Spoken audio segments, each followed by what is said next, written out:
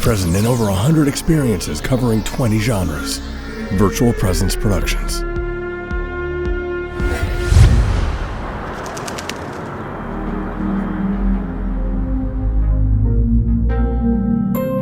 What is your, how do I say, I don't know how you say that last name. Al Caudulo. Caudulo. Right. Just an Italian name. Yeah, Sicilian. Yeah, Sicilian. You know, there's only two types of Italians. Well, yeah, but Sicilians and those who wish they were. Boom.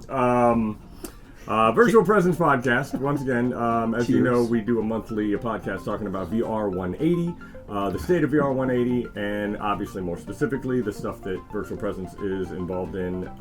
And it's gotten quite busy as of goodness. Last week has been crazy. That's good to hear. With me today is Al Caudulo. Hey. Did I say it right? Yes. Okay, just making sure. I always mess those things up. And he is a pioneer of the DOVR variety. He is one of the top channels on DOVR.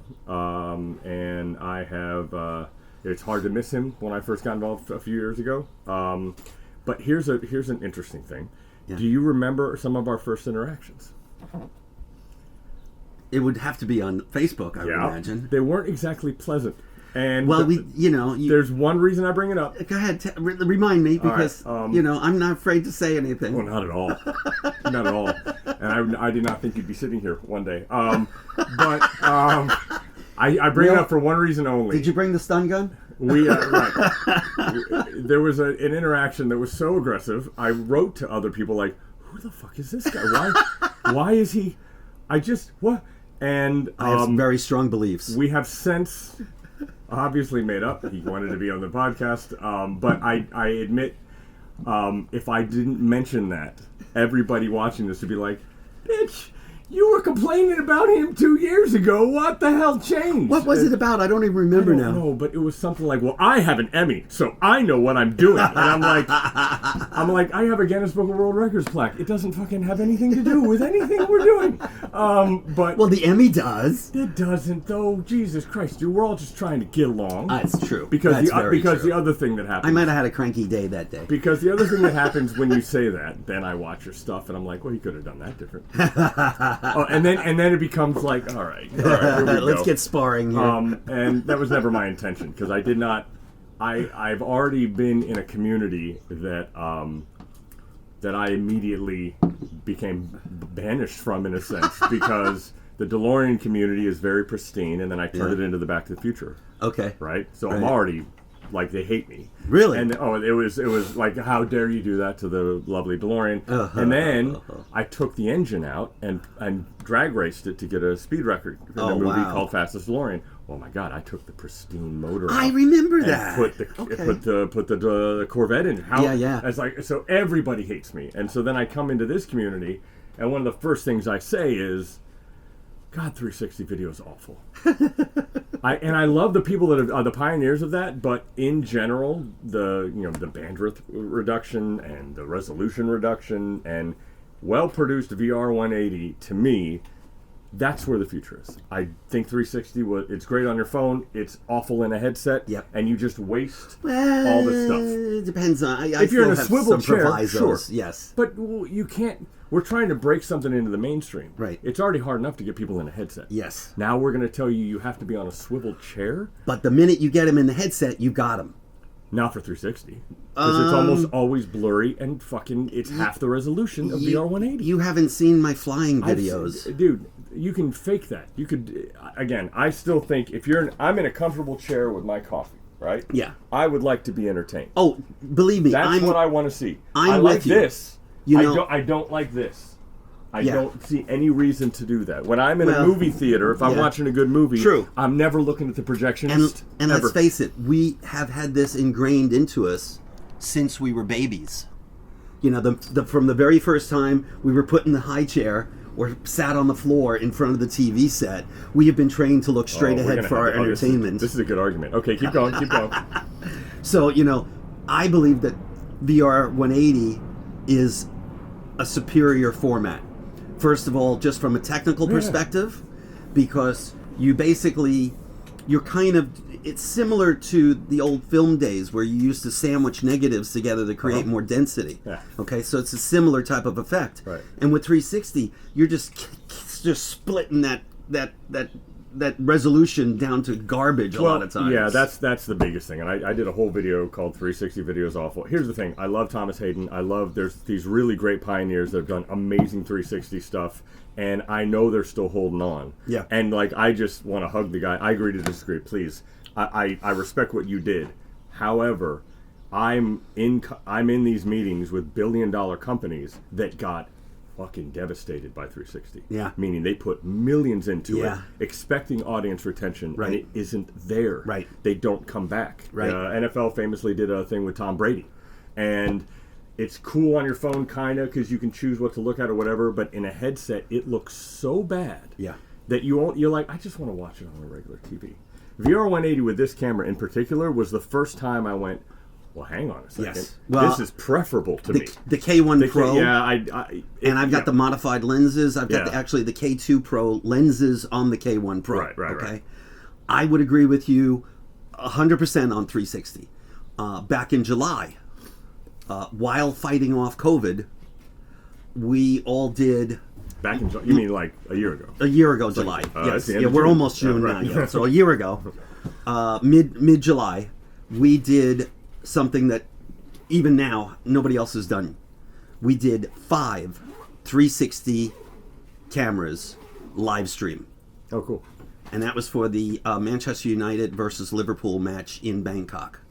And we created an app so that people could do it on their phones or in the headset, and they could pick which camera to watch, or they could pick the more traditional follow the action. It's like what X Stadium does. Yeah. So but even then, we kind of got into it a little bit because they decided the last minute that they didn't like it was too far away, and that's the biggest problem with 360 with sports. Is it great? You get everything and it looks cool at first, but then you want to be able to zoom in on those players, and you can't do that. So I am of the opinion, and have been arguing this in meeting after meeting after meeting. Live sports, we are at least 10 years away, and the reason I say that is because maybe 5 until it looks like your glasses. Yeah. You don't want to do this with other people near you. Yes. Sports is a communal thing. Yes, you watch it with your buddies on a big TV. I enjoy that activity. When I put my headset on, I'm isolating myself. Yes. It's incredibly... But here's the cool thing about it in sports. When I was a kid, I was a huge Michael Jordan fan, right? And like, in the days leading up to the game and after the game in the playoffs, I would search every channel to get any piece of information. There was no internet, right? So... And I was a rabid fan. I wanted to see the press conferences. I wanted to see his workout. I wanted to see his all that kind of stuff. So, what I'm now pretty successfully pitching to these leagues is all of this content that you think is boring because it is boring flat. Not in this thing. Not in this thing. That's absolutely right, man. Shit! Now you're actually at their warm-ups. If I could shoot every day. I would. Yeah. I mean, we just shot yesterday down at Venice Beach, and I filled up a card, and then I just had to call it quits because it's 52 minutes on a 1 terabyte, and I said, okay, that's enough content and then for the today. then the rendering process it's when still, you get home. It's still going you on. Have it on there? On the laptop. It's going at my buddy's house. Listen, I'm really happy that we buried the hatchet, and also especially happy that we didn't have to, kiss and make up, no tongue. Right. But I do have something for you from Bangkok. Because, I know that you are a fashion magnet. And that, you want to wear the cool... You're not going to give me an Explorer. Fuck off. No, I'm not going to give you a virtual present. I'm not. I'm going to give you what everybody is wearing in Bangkok, even the locals. What the hell is that These thing? are what they call elephant pants. Oh my God, that's awesome. And I'll actually wear this. Not only that, I have 2 of them for you because I know you need a change. Oh, okay? I was like, I also have a wife. You've got, yes, it's true. Right. And, do you have kids? I do have kids. I've got to send a few. How many? Let me know how many. Kids. I brought some more. 2 children. I brought some more. Will they wear them? Yes. If they'll wear them, I'll get them over to you before we leave. What a funny thing. I thought you would love that because, you will turn heads one way or another. Right. Okay, well, I mean, hatchet officially buried. I will clink you on that. Again, it wasn't so much of a hatchet. I understand. But I just remember thinking, when you enter a new community, I mean, I've been a video guy for 30 years, right? Yep. But I knew what I was going into was a different community, and I was excited to meet the other filmmakers. And Sure. there was a bit of a brick wall on your end. And I'm then, not of course, sure why. That was weird. It just made me hypercritical of everything you did. Then now I'm like, oh, look at how bad this 3D graphics are. Oh, fuck, God, he could have done this. And then you start. But obviously, you've seen some of my stuff, and there is a mutual respect, and at least now we can talk on the same level. Yes, I know that. Don't say. Anyway, I was going to talk about some quick things about what's been happening on. The virtual presence since last time. That's very exciting stuff, I got to say, because you're following a line that I don't have access to, but I so want to be involved in it because I think it's dynamite. Yeah. So a quick recap. I had done. God, we don't know where the recap starts. I was in my hometown of Columbus, Ohio, and got access to the Columbus Clippers, AAA baseball team. Okay. And I had made a little reel of everything I had shot up till then, and they were like, "This is awesome." Yeah. And they just gave me a whole bunch of passes. Said, nice. Do whatever you want. He goes. We really can't. Nobody cares about our YouTube. I don't know what you're even going to do with it, but we don't care. Just go for it. Just do it. So I ended up getting a bottom of the ninth grand slam from the dugout. Oh. Like you're sitting in it, you're watching. Is that one of the ones that you have on I have the a clip reel? of it. I think I see, because I saw the dugout shot in a home run. And so we took that, and a friend was able to show it to one of his friends in the NFL. Oh, cool. And that's how we got our test for the Rams. Toe in the door. And big toe.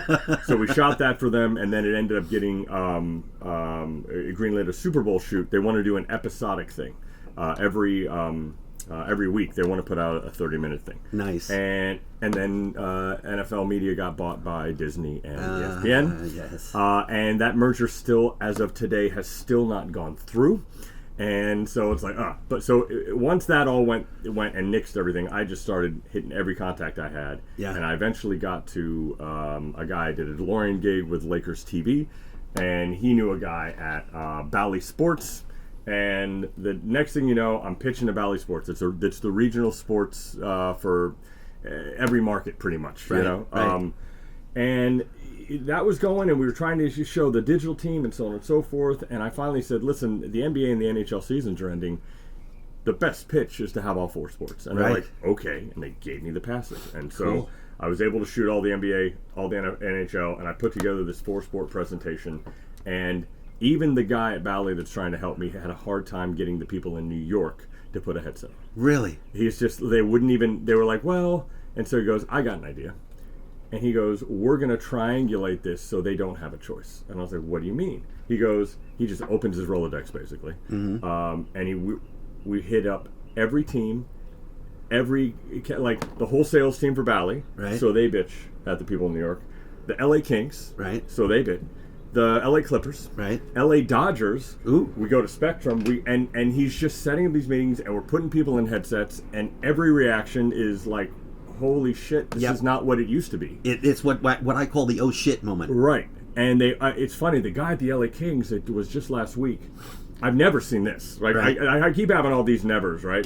And he took it off, and as he's standing up, how do we do this? How do we do this? Is anyone else doing this? Is there anyone else doing this? Because and I was like, I let him talk to the guy at Bally, and basically the broadcasters and the teams, they often share budgets. Right. Because they both can profit from the content. Right. So they come together. So it's all these, and this guy's just lining them up. So next week is Amazon Live Sports. He knows people there because they're getting into it. They bought a chunk of Bally. Nice. And then it's the LA Clippers a little bit later. Jerry West died, which kind of delayed some stuff. So, but either way, I'm in this wild position of each of these are separate accounts. Yeah. So it's getting to the point where you can see if we agree to like a 15 shoot package with one, and then somebody says, well, why can't we do that? Right, and exactly. It's going to just multiply like rabbits. So I've contacted you. I've contacted everybody I can to say, listen, I don't have anything yet. However, I need to know what your equipment is. Give me a reel. I need to know what your know-how is because we're about to move into this. And truth be told, there's just not enough of us. Yeah. I have to train people. Yeah. I'm just going to have to rent equipment, buy equipment, and train people specifically, because as you know, this is not like shooting anything else. No, it's not. And my son and my wife both shoot. Yeah, and it's and my daughter. Yeah, it is. It's a different type of shooting. It is. And everything you've ever learned as a cameraman on what you're supposed to do. Well, it's different, yes, but it's also the same as stereoscopic. And I've been into it for so long. But I'm talking about the movement of the camera. Yes. What you can do, what you can't do. But see, that was the same way with 3D stereoscopic. You could do pans. You could do to slow pans. But it really wasn't so good. But were you doing stereoscopic on a gimbal? I was doing... No, they're really... When I started doing stereoscopic, the gimbals they weren't around, okay? I go back more than 30 years doing 3D. Wow. It started out as a hobby. And then all of a sudden... like when Avatar went into production, I actually wound up meeting with James Cameron and Vince Pace, and when I was on a panel with them at NAB, Panasonic featured my 3D stereoscopic in their booth for 3 years at NAB. So, I mean, I got into it really... When I saw what was going on, I said, holy cow, I can do the thing that I love to do, and I can make money at it? Wow. Right. So that's what got me in. And then, I actually produced 24 half-hour 3D TV shows that got distributed to 65 countries around the world. For the 3D. And actually, there's still some... I still get some to China that they pay me license fees on. It's really interesting. I love 3D TV, but so many people didn't because they didn't like having the glasses on. Yeah. The irony of VR is... It's actually way more cumbersome. Yeah, it is. However, you have a group of people that are okay with the glasses. Yeah. Now, once you have 20 million headsets out there and people that actually like it, well, now you can reintroduce an even a more amazing 3D, which is VR180. And that's, I think, it took a while to get the pieces together. Yep. But if you produce it correctly, it's so incredible. Yeah. I realized really early on that VR was 3D's best friend. Right. Yes, because you kind of you reel them in with the video games, right? And then when they're there and they're bored of that, you can go, by the way, and it kills me that Meta doesn't take advantage of this more. I think they're going to have to start because of Apple making such a big deal out of entertainment. But man, Meta's missing out here. What's really sorry about it is that back in 2019 for Connect 6, they brought me into San Jose. And they asked me to start my own channel on Meta TV, or at the time Quest TV. Right. And it was like, at first, they were buying content. And the great thing about them licensing my content is they let you keep it on your channel. Oh, cool. So that was really cool. Yeah, that's a double. Yeah. Then, after that is when, thanks to Eric Chang, I got referred over to Alchemy Immersive, and I got to do the stuff for Sir David Attenborough. And that was awesome. And his stuff is just so next level. Yeah. But even Micro Monsters, which was the first one that we got 2 Emmy nominations for, that one was actually a 3D stereoscopic TV show. And it was redone, and they remassaged it into VR180, and then had myself and another guy down in Australia shoot a bunch of rainforest stuff.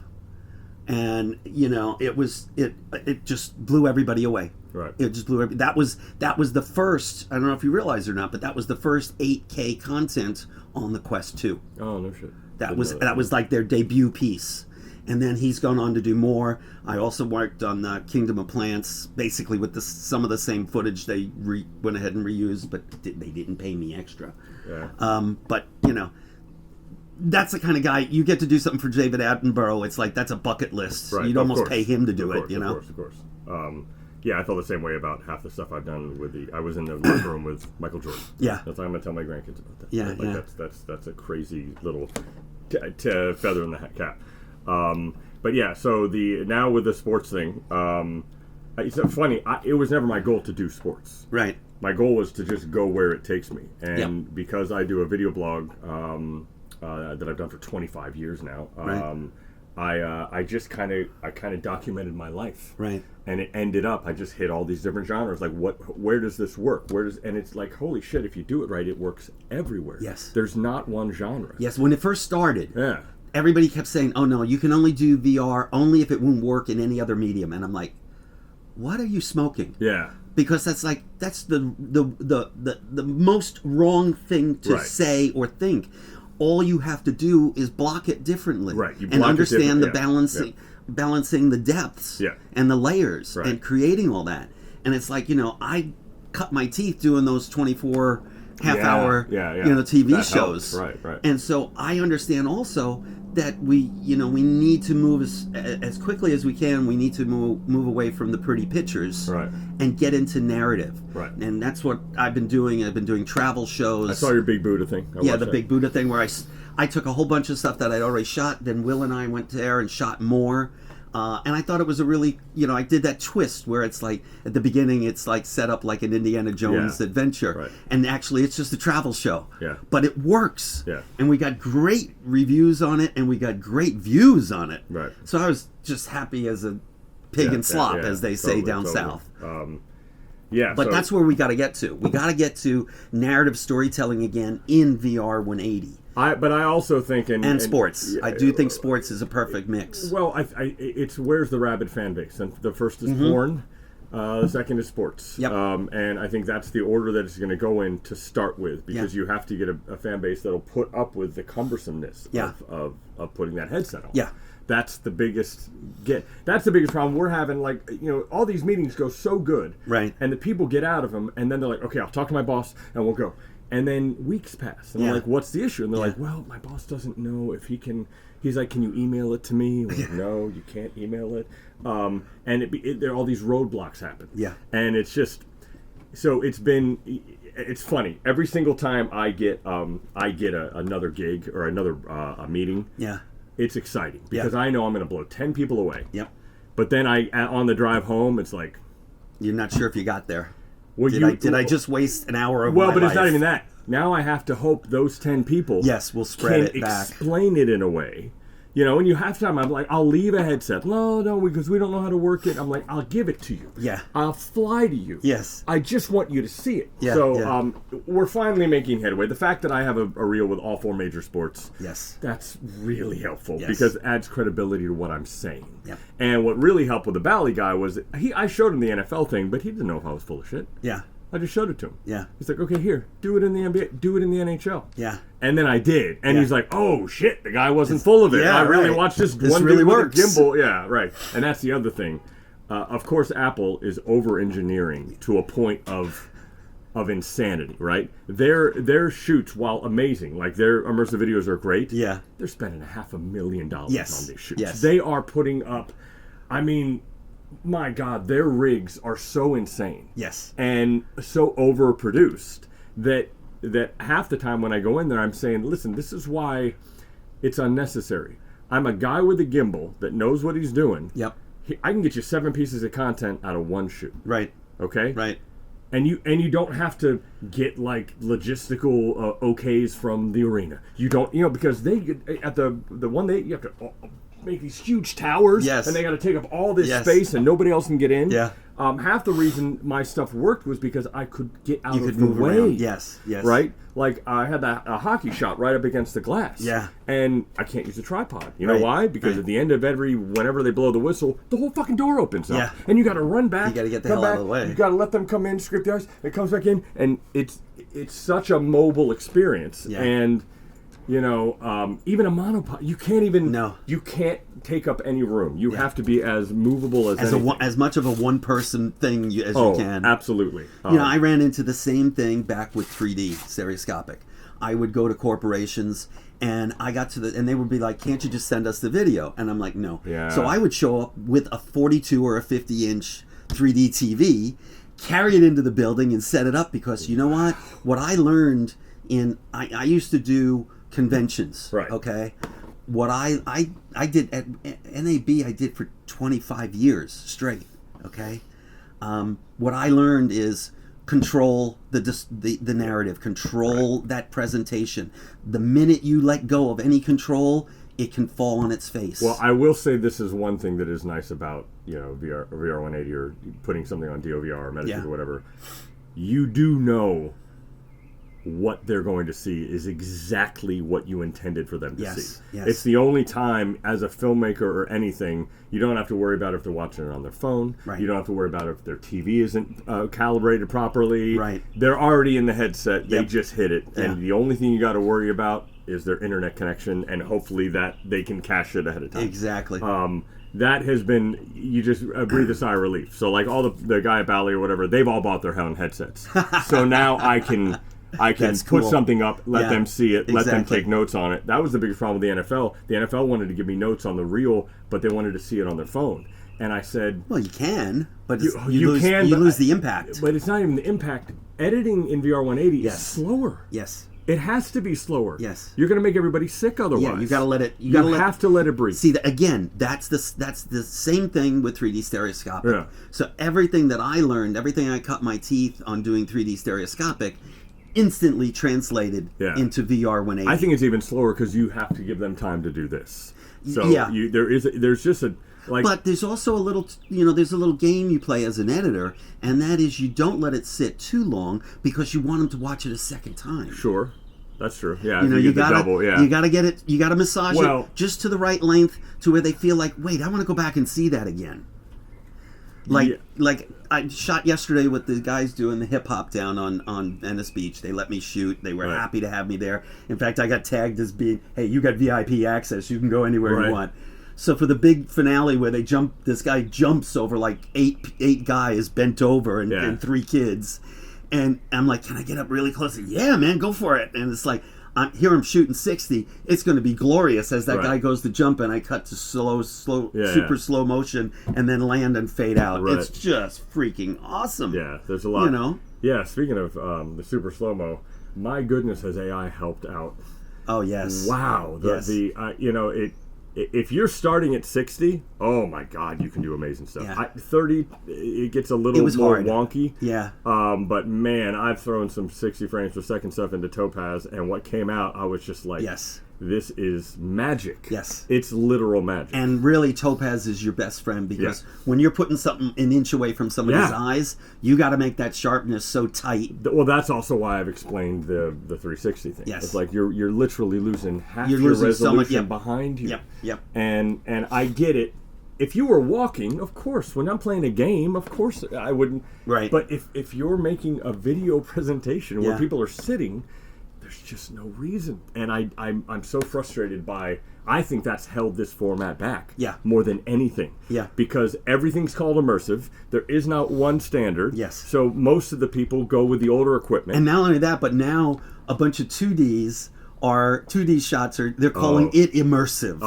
They're trying to steal the term, which just muddies the water even more. Fuck Apple for trying to make immersive video their name for or spatial video. Yeah, spatial video. I've retagged all.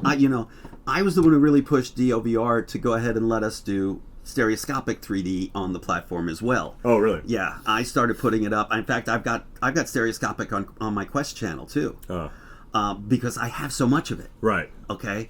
And basically, we had to find a way to get it out there. But that's what spatial video is. It's 3D stereoscopic. It is. And I think there is one difference. You do the parallax. They have, and it's not bad. But it's a much narrower. It's a much shorter. Oh yeah. But what I'm saying is that they've done something. Your stereoscopic would have worked too. Yeah. But they've done something in their headset, so when you go like this, it does create the effect. Yeah. But it's an effect. It's not real. It's just 3D. That's thanks to they're just creatively using the depth 3D. map. Right. Yeah. You know. So the Apple Vision Pro was quite a kick in the ass. Quite honestly, my feeling on it at first was I was a little on a down. In fact, people were saying, "Oh, you're a hater," and I'm like, "No, I'm not a hater. I just recognize what's going on." And then I kind of came out and I said, "Look, the bottom line is, it doesn't matter if AVP is a failure or a success. It could fall flat on its face. It's still good for the industry." Right. And luckily, it hasn't fallen on its face. It hasn't been the success that they expected or hoped. Yeah. But it's definitely too expensive. Yeah. I laughed my butt off hearing about all the people that after 2 weeks brought it back. You did it too. Okay. No, I think that's great. Well, listen, I mean, I'm doing mostly what I do in my headset is I work. Right. and I do videos. Yeah.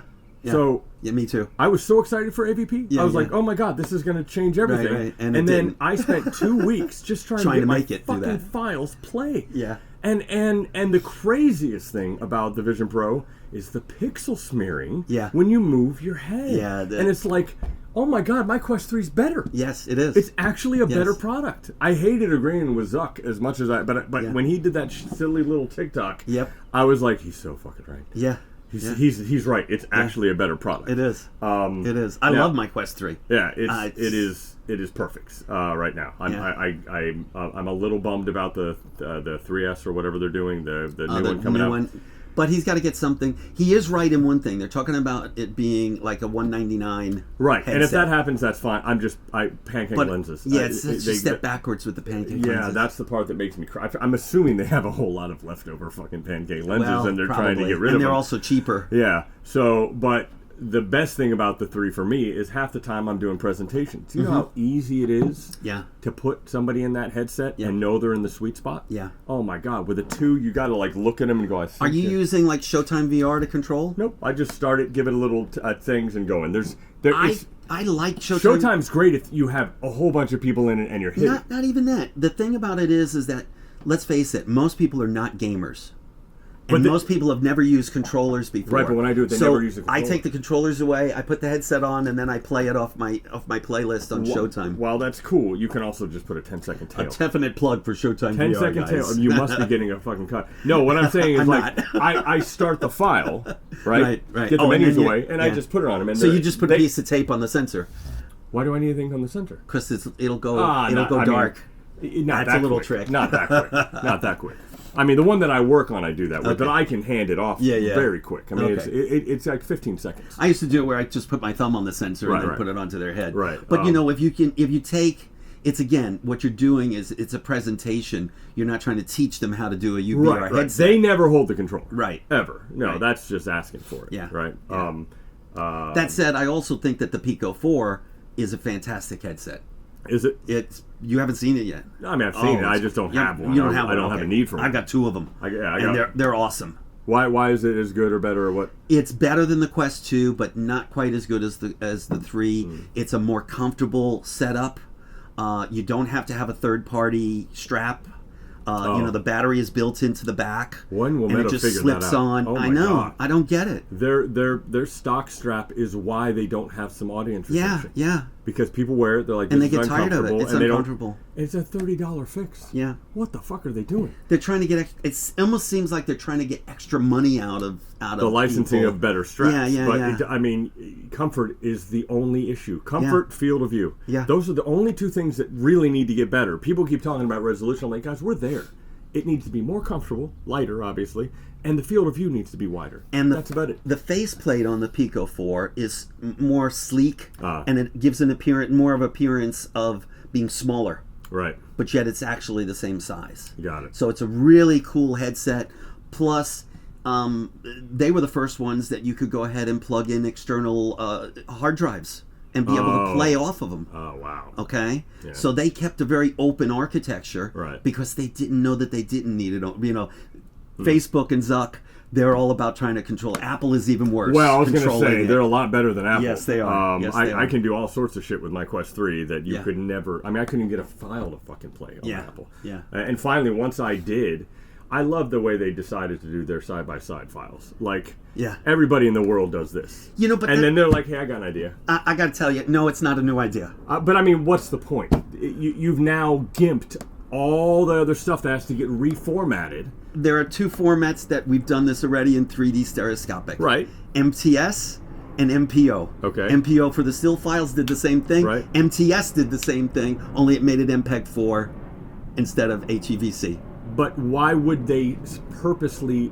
If they when you do played that, MTS, when you played an MTS file, it came out as a 2D file. Right. But if you played it in a 3D stereoscopic player, then it knew that the other layer was behind it, and it put it next to it. There's 8 years of people doing VR180 files side by side. Yeah.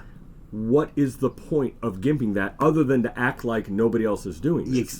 Because Apple wants to try and make it seem like they created. Right. They made the wheel. Right. And it's don't listen to anybody else. Apple made the wheel. That's what my frustrating part is that again, it's just the whole thing is frustrating. It's not even a little bit frustrating. Yeah. It's extremely frustrating. But you know what's going to happen is people are starting to realize that actually there is very, very, very, very few things that you can do on the AVP that you can't do on the Quest 3. It's true.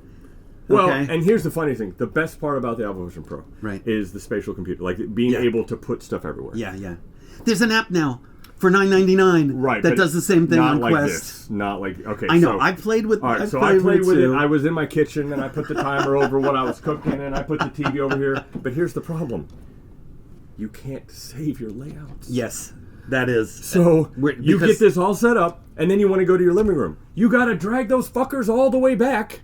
It's like, okay, hang on, I can't save one for my living room and one for my kitchen and one for my office. Yeah. I got to set 10 minutes, 50, every single time. I just got it the way I liked it. Like, that's just unforgivable. It'll come. It'll come. Of course, of course. What Facebook and Zuck and John Carmack the great, the magnificent, as I call him, what they do is they're looking at what Apple's doing and saying, hey, we're doing that. We can, let's promote this. Let's develop it a little bit more. But Carmack also knew that the Quest Pro was destined to fail. He's like, make this cheaper, make it like, he's that was their first misstep, really. Yeah, it really was. They really did get it because, again, the Quest 3 does everything that the Pro does. Those poor bastards of the Pro. Oh, I felt so bad. I have a friend who has one.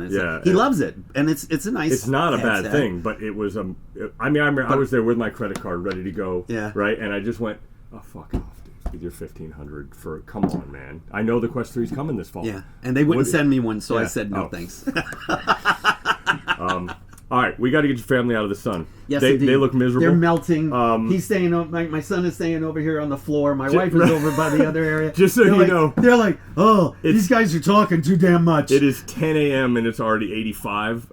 Usually in LA, there's like cloud cover in June, and it's beautiful. Oh. And then the sun comes out at 2 or 3. Yeah. For whatever reason, this week that's because they knew we brought it with us from Bangkok. Fucking assholes! It's like 90 at 11 a.m. and you're like, oh man. So anyway, it's awesome meeting you. Same here. Thanks for the gifts. You're welcome. Do you have anything coming up that you want to pitch? I'm just cranking out content. Yeah. The one thing that I learned a long time ago, especially with again, my experience with 3D stereoscopic set me up for success with all this stuff.